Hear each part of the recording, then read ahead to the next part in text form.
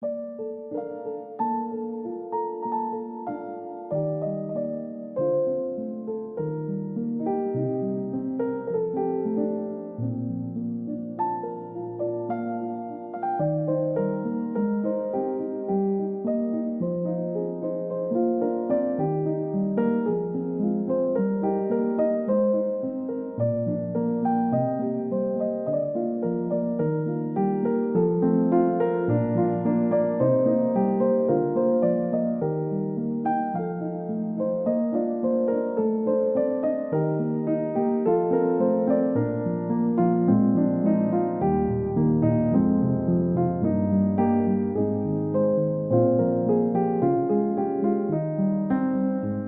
guys, and welcome back. So I took 2 weeks off of BookTube. I totally, when I went into this break, thought it was going to be a longer thing. I thought I needed this rest, but as soon as I was taking a break, I realized how much I love this community. I mean, I knew I did. I knew I do. I mentioned it when I said I was going to be taking a break, but I didn't maybe realize to the extent or how much I would miss posting here. So I'm excited to be back. 2 weeks off. You probably saw a snippet of the things that have been going on in the last couple weeks. Nothing major, just some good fun stuff. Today we're going to be talking about the books that I've read in the last 2 weeks, and I'm going to be sharing a book haul from like 2 different places. I went thrifting and got a book outlet order. So before we get into that, I want to share just, I don't know, a little bit about the break. I am a over communicator. It really bothers me when people don't communicate or like send like cryptic texts, or they will ask a question in a text and it's like, well, depending why you're asking this might depend how I answer it. I like communication. Might be why I talk too much. But so you may or may not notice changes going forward. Having this time off of BookTube helped me realize like where I wanted to go with this channel and other things in life. And pretty much one of my goals from my birthday on, like I set goals 3 times a year because I'm a nerd like that. So in May I set the goal to be a beauty maker. And one of the ways I want to do so is through my videos. And so I'm hoping you'll notice a difference. There have been seasons where I feel like they've been more like beautiful than others. And I've missed it. I feel like God has given us as humans a dose of his creativity, like a very smidgen of a dose, and I want to be able to use it in this way, share the beauty around me with you, etc. So there probably won't be as many videos like my July reading wrap up or like super concise videos. I feel like they might be a little bit more vloggy style, a little bit more like recent reads plus some other stuff going on. Sorry if you don't like the changes. It might eventually change back, especially for Bookmas, because then I need a little bit more concise videos. But there's gonna be a few changes. If you notice them, hopefully you enjoy them. Of course, I'm in the middle of editing this video and I forgot something, which I knew I was going to forget. So popping in to mention that we have a book club date for The Faithful Spy. So Tiffany from Beautiful Minutia and myself are going to be doing a live video on August 29th. That's a Tuesday at 8 p.m. Eastern time. So we would love to have you join us. It's going to be live on my channel, and this is a like graphic novel, not really, like illustrated story of Dietrich Bonhoeffer's life.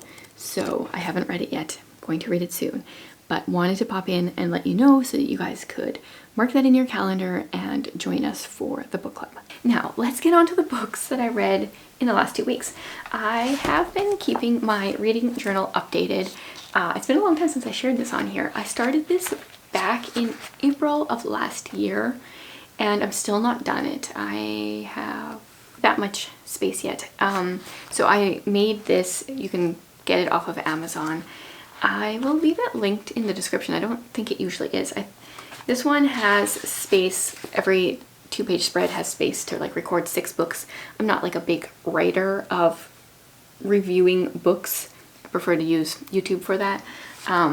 Yeah, so I've been keeping track of all my books, and I'm going to use this as a master list because I read a couple of ebooks while I was on my break and I don't want to forget those ones.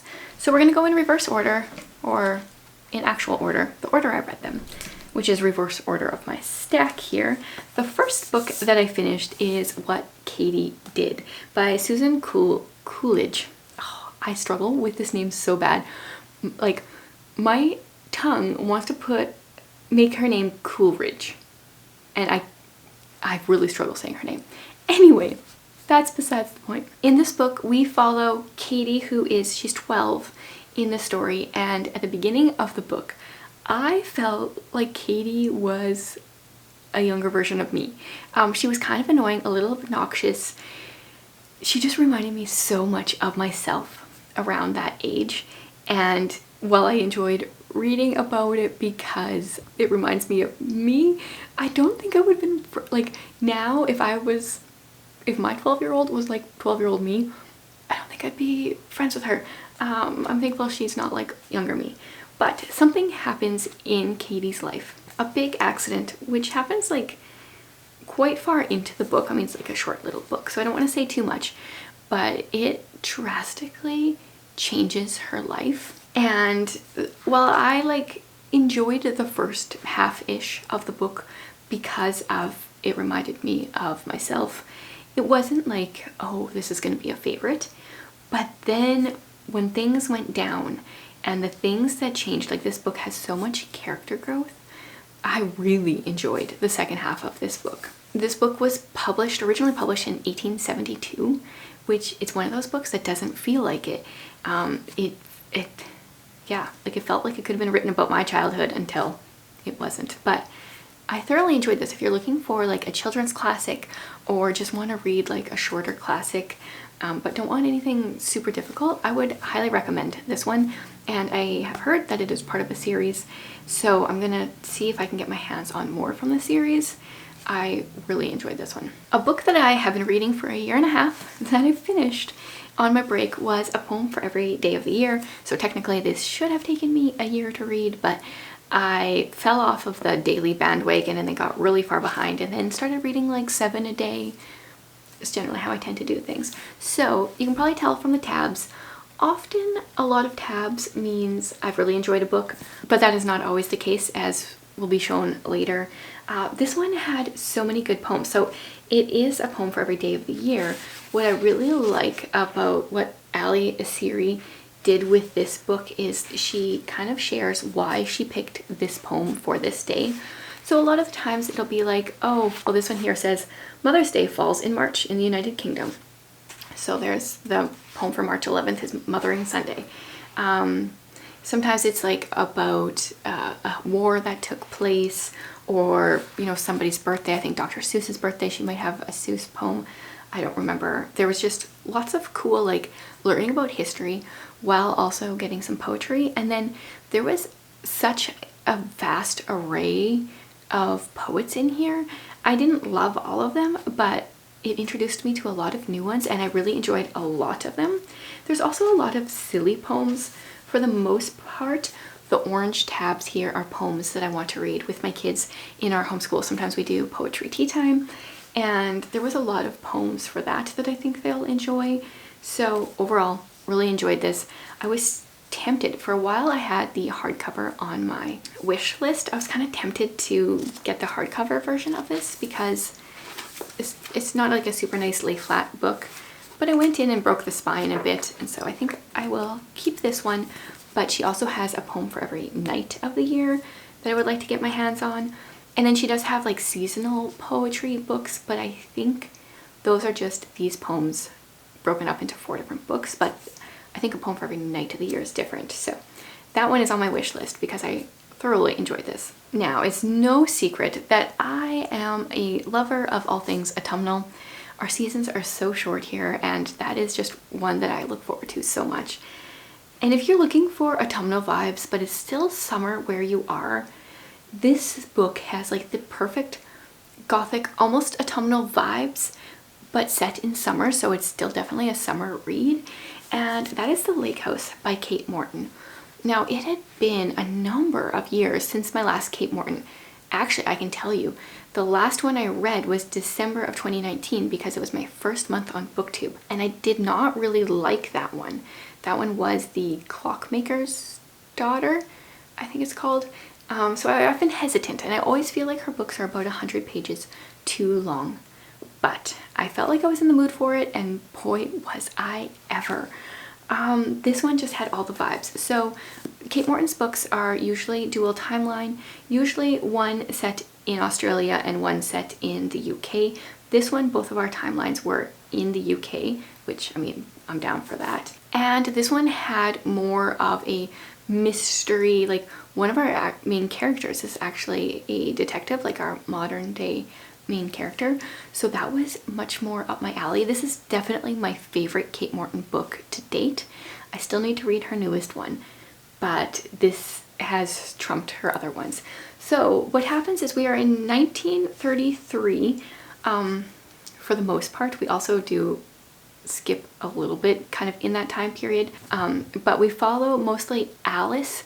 She is 16-ish, and her parents are having this party at their lake house in Cornwall, and that night her little brother, he's about a year, he goes missing.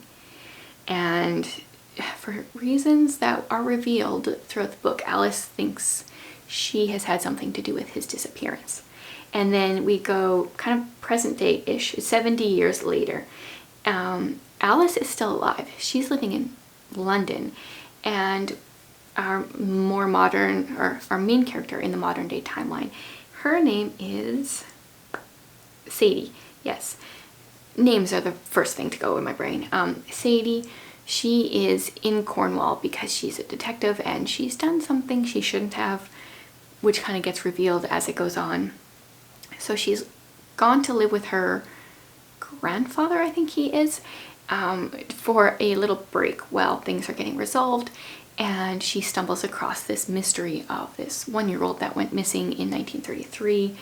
And so she's like solving the mystery. And now Kate Morton's books do usually are dual timeline. There is usually a mystery, but it doesn't feel as mystery as this one does. I loved the vibes. And I think something that I've come to realize is how much I appreciate Kate Morton's writing style. So I used to think her books were about 100 pages too long, and maybe it was just this one, but I felt like I was so into the story, like that 100 pages extra in that I used to feel like I was there for it. I loved the writing. It just sucked me in. Because the book is on the longer side, like, you know, compared to the normal mystery or historical fiction, that we're just under 500 pages here. It gives more time for things to unravel and new discoveries to occur, and whatever I thought was going to happen when I started the story, that wasn't it at all, and I really appreciate that. Anyway, I think I've raved enough, but definitely enjoyed this. This was totally the gothic summer vibes I was going for. Next year when I do a summer book recommendation list, this one will be on there. Okay, and then an ebook that I read was Yumi and the Nightmare Painter. This one is Sanderson's third secret project of the year. It came out in July, so we got them via ebook because we're in Canada and shipping was crazy expensive. So they come out at midnight, and Jared really wanted to, and I can't remember if he did, he really wanted to stay up until midnight for the release of this one. Oh yes, he didn't, because it's midnight a couple time zones over. He wanted to know what the cover was. But, so this one we follow two characters. We've got Yumi and then our Nightmare Painter. So it kind of says it in the title. They live in like two different worlds, kind of. Yumi is this, I can't think of what her actual title is because Sanderson has done some cool things with some of the wording in these books. But she pretty much is one of 14 young women who can access the spirits. So they stack stones very tall and in kind of unique formations, like multiple stackings of stones. This sounds so funny. And the more you do, the more the spirits are drawn to them. And then the spirits can perform tasks for the local people, like help things to fly or whatever. So that's what Yumi is. And then our Nightmare Painter lives in this land where nightmares come out to feed upon people. And so if you paint the nightmare, it somehow contains them. Yeah, and then something happens and they kind of end up in the same world. And I have to say, like, it was a good book. What did I give it? I gave it 4 stars. It was good. Personally, I think it's my least favorite out of the Secret Projects, which is interesting because it's Sanderson's most favorite. It took a long time for things to be revealed. Really, at like 90% of the book, I think it was, our narrator was like, okay, you might be confused at this point. Here's what's actually happening. So, and I had just told Jared, like, I'm really confused right now. And then I read that. And then I was like, okay, but I'm still confused. And then like the next chapter was like, okay, you might still be confused. So here's what's happening. And I just like a little bit more knowledge earlier in the story. But it was an interesting read. I enjoyed it. I'm definitely looking forward to his book 4, which will be coming out, I think, October. Also, he's got another release coming out this year, and I really want to start Mistborn Era too, so there might be a lot of Sanderson going on later in the year. Next up, I read When Twilight Breaks by Sarah Sundin. I read this one with Shatona Havig because she was my patron of the month. So every month I pick someone from my Windy Poplars tier. Well, a random number generator picks someone. And this is the book that she chose for me to read because I get to pick a book off of my TBR, and we buddy read it together. Overall, I enjoyed this book. I'm not sure she's going to go down as like one of my absolute favorite authors. It still feels a little bit more in the traditional Christian historical fiction genre for me, but there was some really good information. So we follow 2 characters. We've got Evelyn and Peter. They're in Munich in 1938. So this is pre-World War II, which is a time period I haven't read a ton about. I got major Vienna prelude vibes reading this book, which, just let me say, I've been very tempted to get rid of that entire series until I read this book, and then I was like, maybe I want to keep that series. So Evelyn is like an American foreign correspondent, so kind of like a journalist, and she wants to do some reporting. There's a lot of like, she's a woman, so she's not allowed in here, like feminist vibes, which I can understand and would have frustrated me in the time, but I do get sick of reading about that. But anyway, so she is trying to expose the Nazis discreetly. She doesn't want to, get killed or kicked out of the country or any of those kinds of things. But she's secretly meeting with people, learning about like what's going on with the Nazis. And meanwhile, she meets this guy named Peter. He's an American graduate student working on his PhD in Germany. And so she ends up meeting him, and he is, at first at least, enthralled with the Nazis. He thinks they're doing a good job. They've kind of kicked out the communists from the country, and he's kind of been blinded, I guess, by the Nazis. Yeah, but there's some like good character growth, good things happen in here. I enjoyed it overall. Yeah, and I would recommend it if you want to like learn a little bit more about like what was going on in Germany just prior to World War II. Very interesting. So I went from buddy reading a book with Shatona to reading a book by Shatona. This is one of those times where you can tell I loved a book.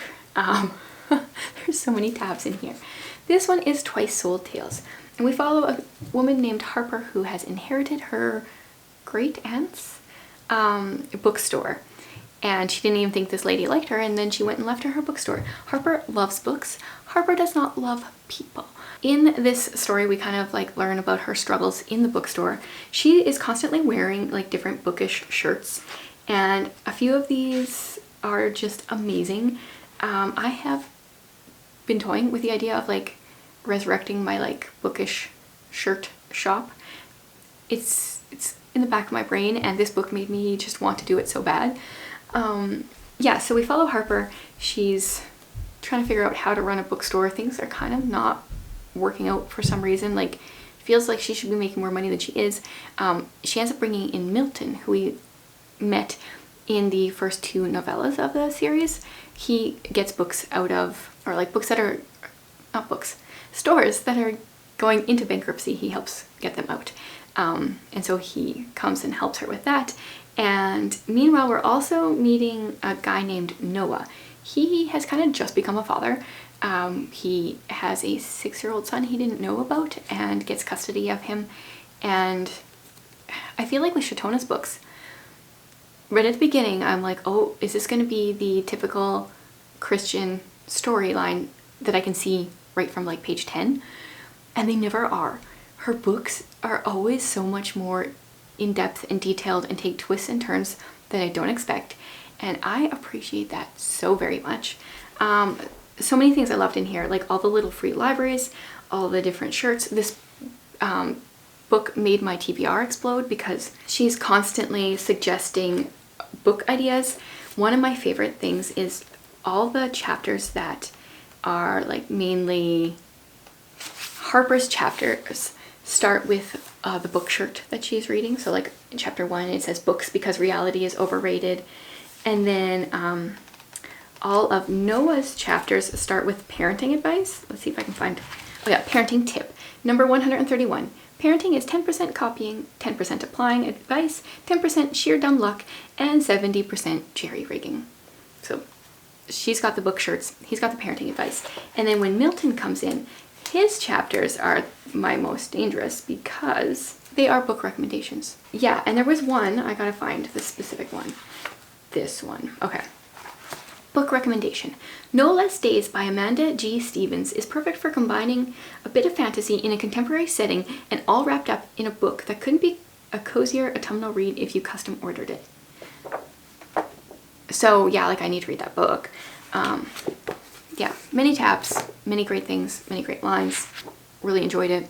Will continue to read her books. Okay, this one is a bit different. I read Across the Galaxy. This is, actually they have pen names. I'll cover those up. But this is a book that my daughter wrote with her best friend. They like spend 2 hours an evening typing together, like in their own houses, and then have a little chat going, but then they write books. So I'm actually currently reading book 2 in the series. And so this is like a science fiction story. And yeah, so my daughter, she got this printed for her friend. Like you can't buy it anywhere, but she got it printed for her friend for her friend's birthday, and then got herself a copy as well. So I thought I would read it. So I read that. I won't really say much because it's not available anyway, but that was cool. And then the last book that I have finished is the one where it's like, if you looked at my tabs, you would think I didn't like the book, but what actually happened is I was so engrossed in the story I didn't even take time to tab things. And that is The Eternity Gate by Catherine Briggs. This book is coming out September, I think 12th. I got an advanced reader copy sent to me by the author, and I am so glad I did. You guys, my only thing that I don't like is that the first book isn't even out. So like, when am I going to be able to finish this duology? I want to read it now.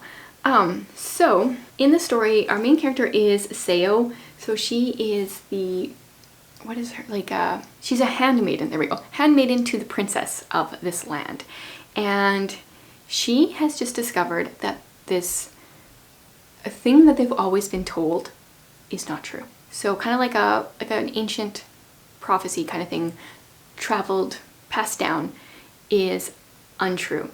Now this is a fantasy story that I have, like when I was reading it, I was like, what can I relate this book to like say, oh, you know, if you like so-and-so, you'll like this one. And I only had 2 things that I could think of. And I don't know, I think so many of you are going to enjoy this book. Actually, maybe 3.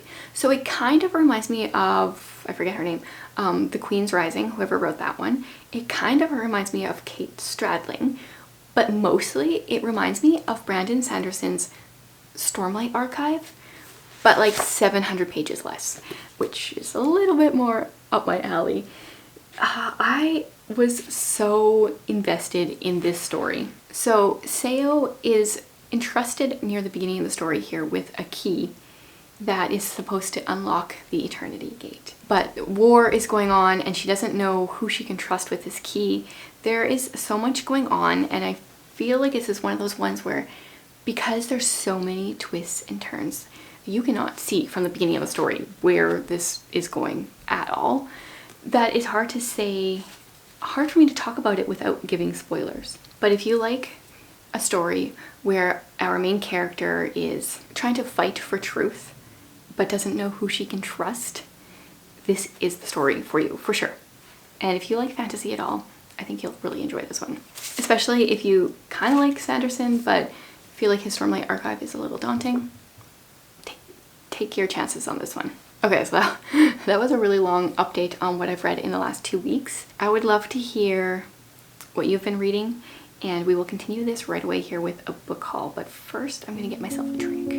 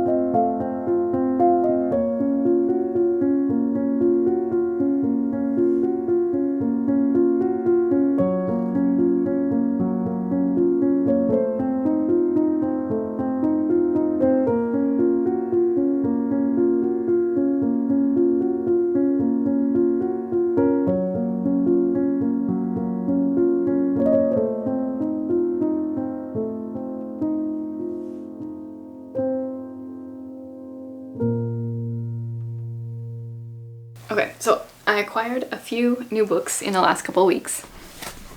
The first 3 were from Value Village. I shared these with my patrons already when we had our book club because we were chatting books and they were sitting beside me, so I thought I would pull these out. I don't normally like to buy books from Value Village because they charge a lot of money. But these 3 were, the most expensive one was $2.99, one was $1.99, and one was $1.49. And that's a pretty good price. And let me just say, I practiced restraint, so I hope you appreciate that. There was a bunch of Agatha Christie books. I owned a lot of them, and I wanted to buy the other editions, but I didn't. But there was 3 that I did not, no, there was 2 that I did not have, and 1 that I could not resist. So, some restraint. The first one here is Sad Cypress. I don't know anything about this one. This is featuring Hercule Poirot, so I'm assuming it's one of his stories. The cover is, I mean, I don't know, whatever that is. The back here says, Eleanor Catherine Carlyle, you stand charged with murder. The demure and attractive young woman stood in the prisoner's box, listening to the charges against her. What had begun as a visit to her aged aunt had turned into a nightmare from which she might never awaken. Interesting. That sounds like a little bit of a different perspective than she often takes with her books. So this one was $1.99. Then this is one I've been looking for a long time. But the cover, again, like this is way worse than even the previous one. Like, just look at this for a few minutes. Just take that in. What? Like, that's an eyeball. That's a woman. Like, what can you... I'm so curious to know how this relates to the story. So this one is a Caribbean mystery, which I have heard.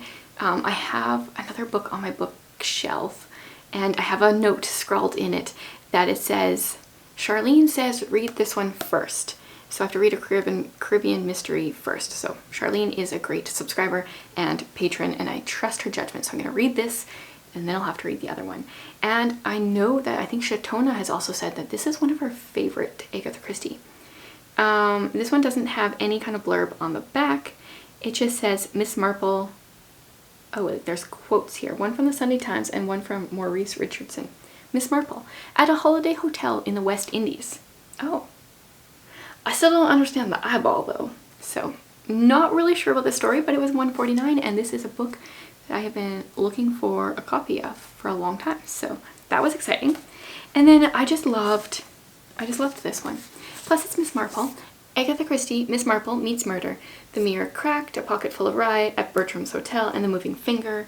I own all of these, a couple of them in a few different editions, but this was $3 and I just couldn't pass up that cover. I really love collecting her books in all the different editions, so I bought these. Now on to my Book Outlet books. Once again, if you've never purchased from Book Outlet before, I'll leave a link in the description. You can get $5 off of your first order, and when you guys get $5 off, I also get $5 towards my next order, so I got a little bit of a discount from their already discounted prices. They have like overstocked books, so they're cheaper than normal.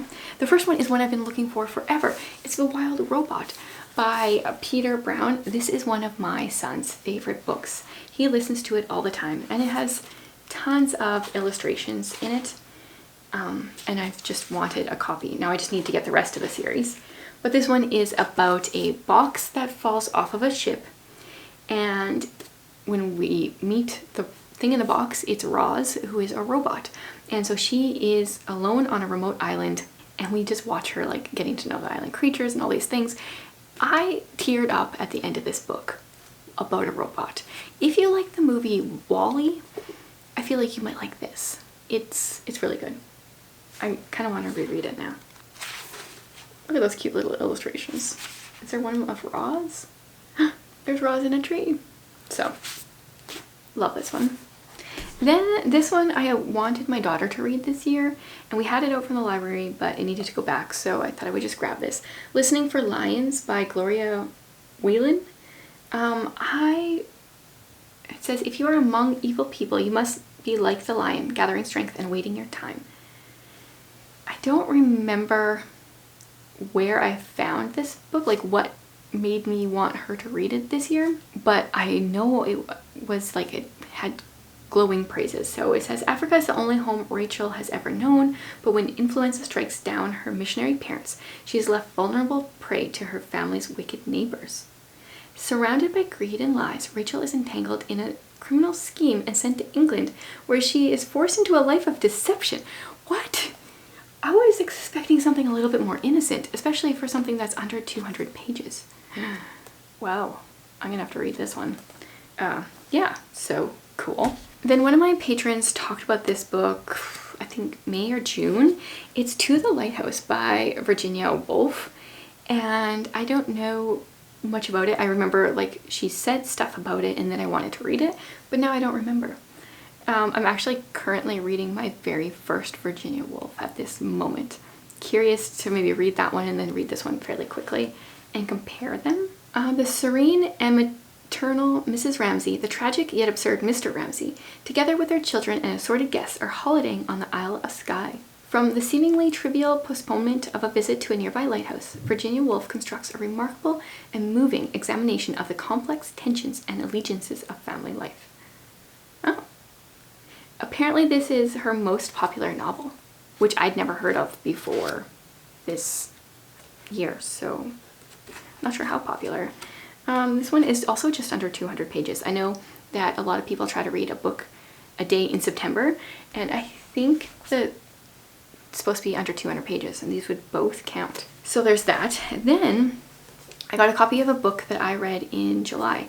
That Sounds Fun by Annie F. Downs. Now they have quite a few of her books on Book Outlet, and I wasn't sure if I should get the one that I knew that I loved or if I should try another one, but I decided to get this one. The subtitle is The Joys of Being an Amateur, The Power of Falling in Love, and Why You Need a Hobby, and I really enjoyed a lot about this book in July. You can go back and watch my wrap up for more. I did tab it all up, but that was from the library and I had to get rid of the library copies, so I'll have to reread it. But it just was such a good reminder to be more intentional about having fun, something I need a reminder for. Okay, and these next two I'm hoping to read in the next 2 months. Miranda Mills is having her book club this month on this book, All Creatures Great and Small. I don't think I'm gonna get this book read this month yet. I could be wrong, but I've wanted to read it anyway, so I've got this one. I was trying to not buy the movie TV show cover, but oh well.